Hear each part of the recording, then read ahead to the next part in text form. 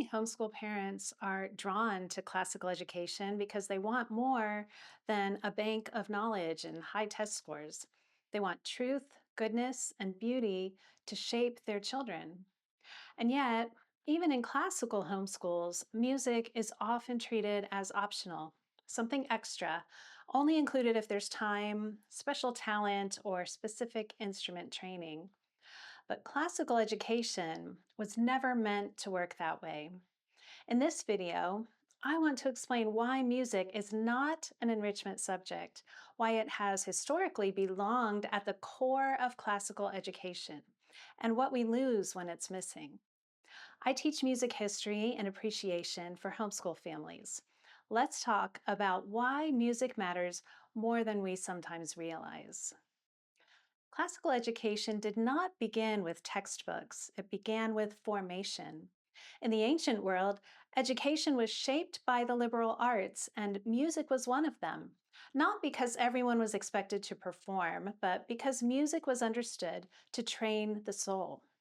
Plato and Aristotle both wrote about music's power to shape character, habits, and emotional order. Music was believed to prepare the mind for philosophy and the heart for virtue. When we overemphasize reading lists and leave out music from classical education, we unintentionally flatten it. Please don't misunderstand me. I am a lover of literature and I believe words matter deeply. But classical education was always about more than words.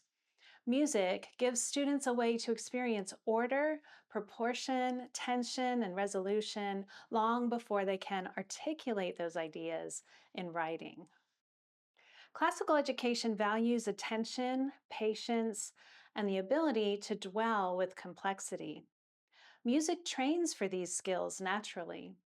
Listening to a symphony requires sustained attention.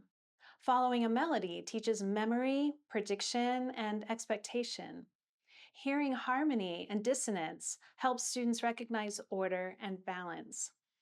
Unlike fast, passive entertainment, music asks something of the listener. It invites perseverance. It rewards patience. These are the same habits required to read difficult texts, wrestle with ideas, and engage meaningfully with history, theology, and philosophy.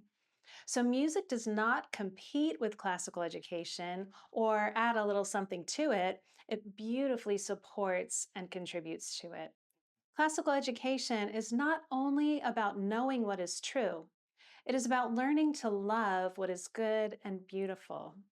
Music has this unique ability to shape affections.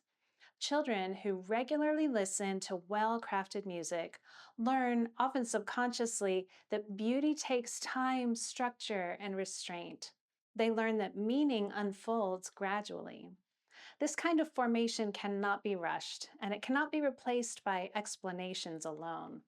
When music is absent, students will, of course, still learn many things, but they miss an opportunity to develop a deep, embodied sense of beauty. One of the biggest reasons music disappears from classic homeschools is the belief that it requires lessons, talent, or performance. But historically, music education included listening, discussion, familiarity with great works, and cultural understanding. While learning to play an instrument is wonderful, it's not necessary in order for music to shape students' imagination and intellect. Regular listening, thoughtful conversation, and historical context are enough to begin forming musical understanding. Music belongs in classical education, not because it produces performers, but because it forms people. Classical education aims to shape wise, attentive, and virtuous human beings. Music has always been part of that vision. When we restore music to its rightful place, we are not adding one more subject to an already full schedule. We're strengthening the foundation that makes the rest of classical education more meaningful. If this idea resonates with you, I recommend watching my video on teaching truth, goodness, and beauty through music, where I go deeper into how music shapes character and imagination. You can find that linked here. I'll see you in the next video.